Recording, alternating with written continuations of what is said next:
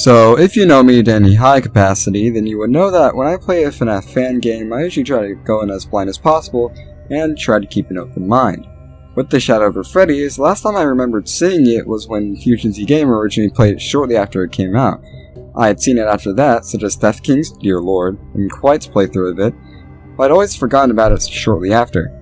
But after all this time, I wanted to play the game myself, so on December 27, 2022, I took the plunge. And I've never been so surprised by a game in my life.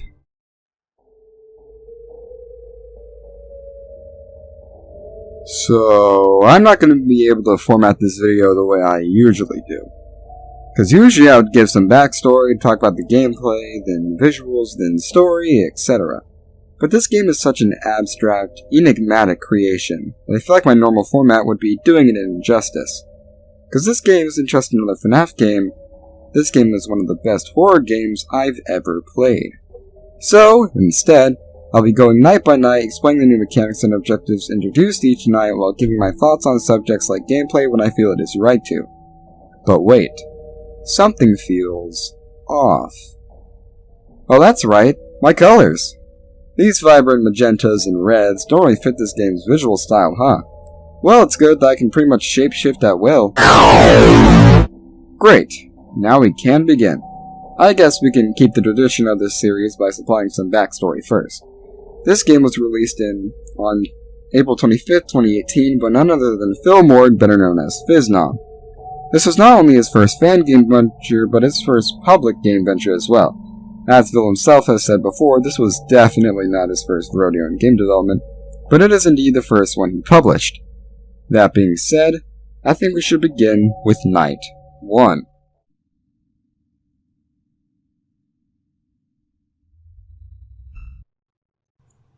Our game begins as you wake up feeling like shit and with no memory in what is described as a familiar yet hostile location. We're given one goal for the entire game: to escape this location before the everlasting darkness consumes us as well. Welcome to Freddy Fazbear's Pizza. It's great to have you back home. And holy shit, FNAF 1! So if it wasn't blatantly obvious at this point, this game takes place in the Freddy Fazbear's Pizza from FNAF 1. Though, while the original location could be passed off as fun and cool during the day, this location is anything but. It appears as if this place has long since been abandoned. Chairs stacked against tables, wires coming out of the ceiling, boarded up restrooms, and this whole place having a very dingy, almost crusty aesthetic. It almost feels like this place was abandoned in a hurry. Dining tables still have party hats present for any child's birthday, deactivated arcade machines, and the sort. The entire place almost has a sense of liminality, like this place should be bustling with people, but isn't. And I guess while I'm here, I'll talk about how interesting this game's entire visual style is. I already talked about the environments, but everything in this old pizzeria has this high contrast look that makes everything blinding to look at, in a good way. Coupled with the fact that everything in this game, besides cutscenes, is almost entirely pitch black. The only thing that illuminates the pizzeria, and your only defense against the shadows, which I'll talk about later, is this dinky flashlight your character found when they woke up. Everything else has this dark shadow around it that makes it impossible to see without your flashlight. This game's visual style extremely unsettles me in a way that no other game has, but I'll finish off Night 1. Your objective of this night is to, of course, find the exit. The exit is just next to the bathroom area. You enter, and light static begins clouding the screen as we hear a familiar tune, now slowed and distorted. It's the puppet's music box from FNAF 2. You turn around, and you see the puppet almost entirely cast in shadow. Then the screen cuts to black.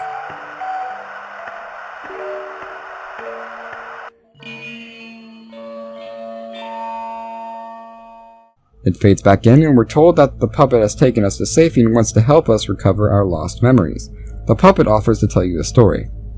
If you accept, the puppet tells a story of how there once was a little boy who enjoyed his own company rather than the company of others, and enjoyed playing with his toys. One detail the puppet mentions that I find interesting is what the toys were. Quote, "They were a small mannequin, a stuffed teddy bear, a porcelain dress-up doll, and a toy robot." I find it interesting that each toy has some parallel to the Afton and Emily families. Maybe I'm just thinking too much about this, but the stuffed teddy bear and the doll cannot be coincidental. Anyways, back to the story.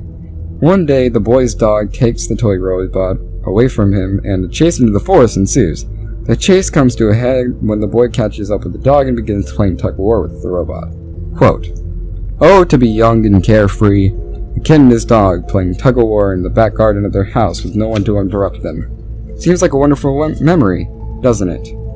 The puppet is sarcastically taunting the player. But why? Isn't this a good memory? Well, when the toy is almost free from the dog's mouth, the boy grabs it by the neck and... The boy, satisfied to have his toy back, wanders back to play without an inch of regret, guilt, or remorse. The parents later find the body and, seemingly unfazed, bury it where it was found. And with that, Night 1 ends. And we're on to Night 2.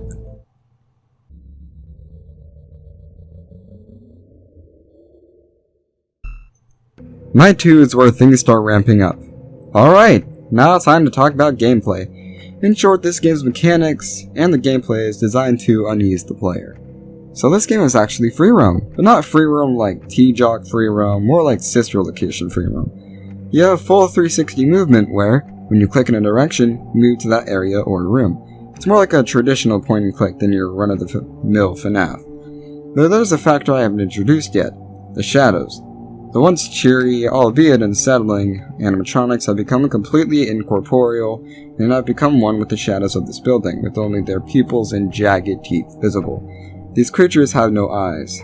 That is exemplified by the cupcake in the office you wake up in, only staring at you with two pitch black holes. This is also driven home by the arcade machines on the building's right side. While you would probably expect these arcades to have bright and cheery colors, their decals are drab and faded to match the environment, while the pictures of the animatronics on the decals have no eyes present as well. All the arcades just have this blank stare looking at you, watching. But I should probably talk about how you deal with the first two shadows, Bonnie and Chica. Both fundamentally have the same mechanics.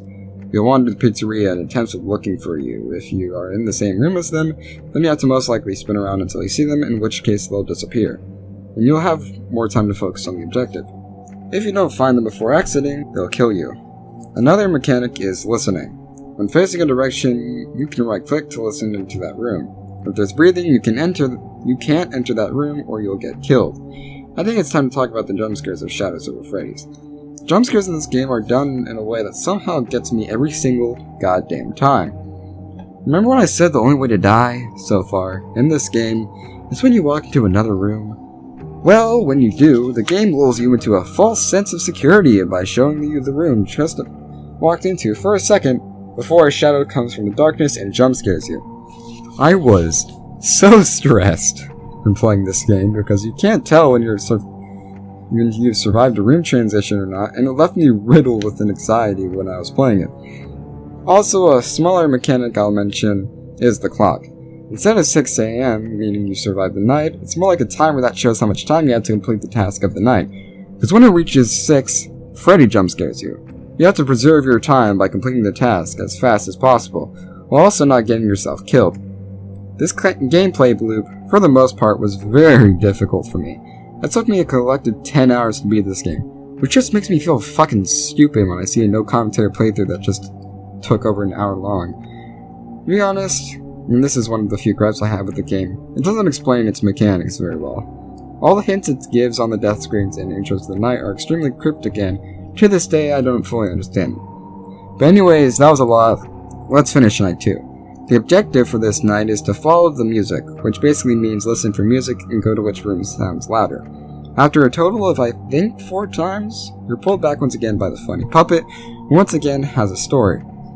The boy from before, now laying in his bed during a harsh storm, is unable to fall asleep due to the shadows dancing across his walls like a monochromatic circus. And suddenly, he sees a faint, yet familiar silhouette peering at him through his window. It was none other than his dog, now an otherworldly apparition after his apparent murder. The dog had once again stolen the robot and was once again making a haste into the forest. Even in death, this guy's just a pissy pooch. The boy, brimming with curiosity, breaks through his window and runs after the spirit into the forest. Now that I'm typing this does sound a lot like the events of Midnight Motorist. It would explain the paw prints, the broken window, the obviously abusive and drunk father, which I'll explain later, and that place probably being the dog's grave. But let's get back to the story. The shadow leads him to where he initially left him, his grave, but now with a new addition. The boy's toy robot had seemingly come to life and began to convulse violently. The boy knew it was his dog, and a new, sickening curiosity had begun to brew inside him, as he devilishly grinned and went home. And that is the end of Night 2, and we move to Night 3.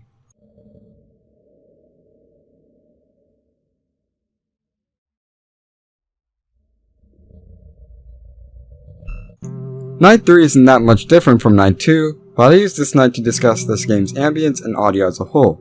The game's main ambience, which is present on all nights, is this low, droning sound that sounds like harsh wind on a winter afternoon. It's very grating and has amused me plenty of times.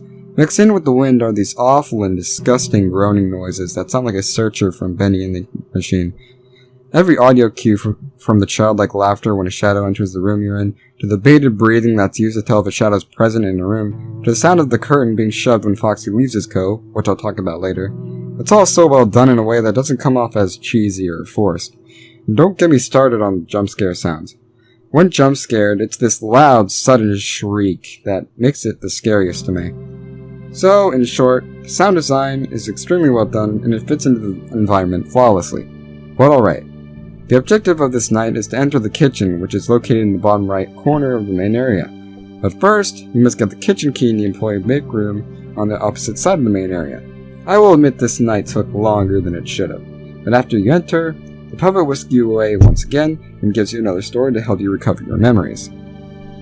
The boy from before, now in his adolescence, has since isolated himself from the people around him, only having passion for the spiritual and the paranormal. It had become an obsession and he was desperate to know more, but none of the material he studied gave him the information he so awfully needed. He had kept the toy robot, still full of life, with the spirit of his long-dead dog still inside. He wanted to understand how this dog came to possess this robot. He needed answers. He looked for a possible candidate and found his father. The boy did not care much for his father, since he had abused and treated him poorly in his upbringing, which might explain his more sociopathic behavior.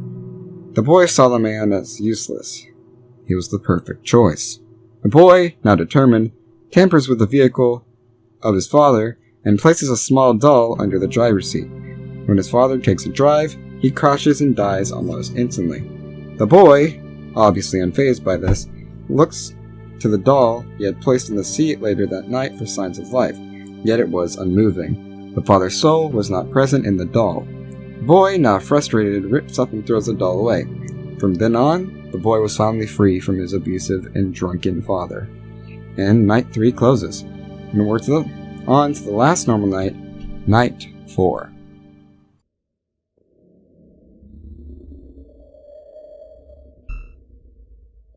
Night 4 has a new addition that makes it a real pain in the ass to get through, and it's none other than Foxy the Pirate Fox. He sits in Pirate's Cove and you have to check on him from time to time. If you don't, he will leave his cove and will begin making a beeline towards you. Honestly, it doesn't add a lot to gameplay, but I'd be lying if I said this guy didn't end a lot of my runs. But I want to take this segment, since it's before the finale, to commend the writing of this game. It never feels forced, edgy, or anything like that. It's written professionally, feels natural, and the fact that the story is pieced together night by night is really cool. And another fact that I really like is that it doesn't tell you who the boy is until Night 4. And I feel like because seasoned fans might figure it out early, while new people can still play the game and have a fun time with the plot. But let's get cracking on to Night 4. The objective of this night is to find missing plush pieces that appear to be the pieces of the Fredbear plush. They're scattered about, so it definitely takes a while to find them all. But after you do, you're pulled back one more time by the puppet and he gives you one more story to help recover your memories. The boy, now an adult, has only gone deeper into his depravity. The man was now a shallow husk of what he once was. The once innocent boy, oblivious to his horrendous actions, was now a man who could barely feel anything. Now, the man would kill just to feel something. As the puppet says, tonight was no different. The man, out on the town one night, spotted a little girl outside a pizzeria, looking in at kids having fun while she was locked outside. The man could not care less for the girl's situation. It had lost his ability to care a long time ago. He saw this as nothing more than the perfect opportunity. The man, almost childishly giddy with anticipation, slowly put its hands on the girl's shoulders. The girl, now terrified, had slowly turned to look at the figure. Its time was now.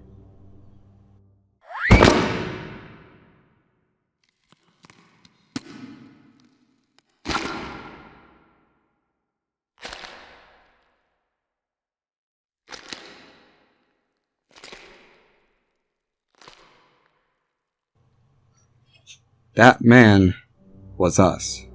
The puppet talks of how we left the girl in the back alley to die an unceremonious death. Our hands were drenched with her blood, but we didn't care. We felt nothing but satisfaction from taking her life. We had seemingly did it for no apparent reason other than to fulfill our selfish desires. The puppet tells us that these meetings had only been a formality, and she says if it was up to her, she would have let us be killed a long time ago. Rotten hell, William Afton, along with the shadows of your past. But why protect us? Well, we won't find out until night 5.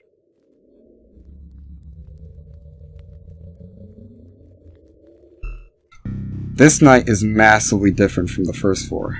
The one objective? Run. This night is more like traditional FNAF.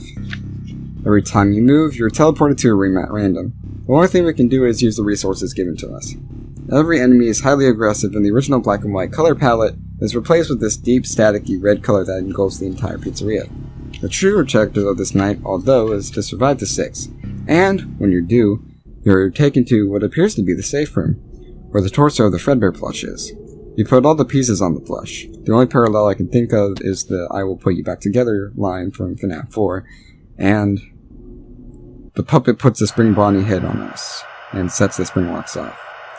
While in great pain, the puppet delivers a speech that I would be doing an injustice of by merely paraphrasing, so here you go. You were once a man called William Afton. In life, you chose to waste time chasing shadows, turning a blind eye at the suffering of others.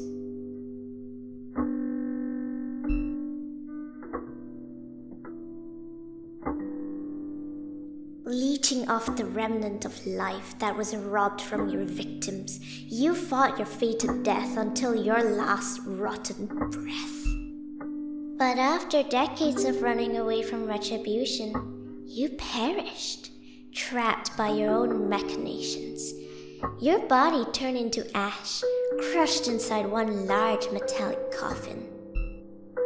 Your soul, now naked and vulnerable, was dragged down into the darkest depths of the earth and taken by the forces that would decide your fate. And their judgment was clear.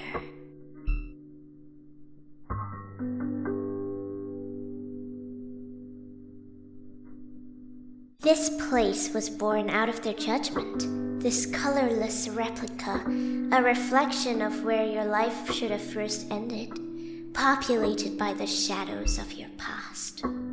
This is your punishment, an endless night, trapped within the abandoned conflicts of the dream you turned into a nightmare, inside the place of joy you poisoned with your selfish desires. Congratulations. It's your own personal hell. You truly deserve it. My job here is finished. I'm through trying to find humanity in you.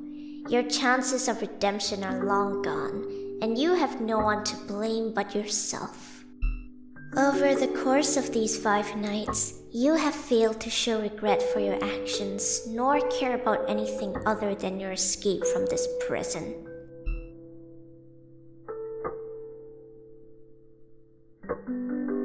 You did this to yourself, and as such, I leave you to your fate. This is the end, William. Good riddance. I guess delivering fire speeches just runs in the family. But I'd be lying if I said that was the end. 'Cause you see, there's a hidden plush in each of the nights. Freddy on night 1, Bonnie on night 2, etc. But, if you get all the plushies, when you assemble Fredbear, the same sequence happens from the past 4 nights. but the puppet isn't behind you like usual. And apparently that's the good or true ending. But what happened here? Was it just that the children moved on, or did William finally feel remorse for his actions after all these years, and the puppet forgave him and called the ceasefire with the shadows? I honestly don't know. That's why I like this game's story so much. It has that classic FNAF piece-it-together style of storytelling that gives you hints to what's going on, but doesn't fully spoon-feed it to you like some other FNAF fan games, or even official FNAF games. But I think it's about time we wrap this up. In conclusion, A Shadow of Freddy's has set a standard in my mind of what a FNAF game should be. The way its uncanny visuals and audio can amuse the player so easily is something I've always seen in games like Lost in Vivo or Silent Hill. I love this game, and if you want to try it out for yourself, I'll leave a link in the description. But yeah, this game broke me. No, I'm just, you know the opening scene from Guardians of the Galaxy? Yeah. That's just William walking through the pizzeria. Jaws, the shark, looking in the dark, in the depths of the sea. One day on a lark, decides to get rowdy, get real violent. Takes a vacay up to Amity Island. Sunshine, lotion, fun in the sun, blood in the ocean. Everybody run, cause it's crazy how few fucks this shark gives. Eat naked ladies, eat little kids. Oh no. Anyways, I think that's all. I give A Shadow of Freddy's 10 grayscale puppets out of 10 bitchless apples. See you later!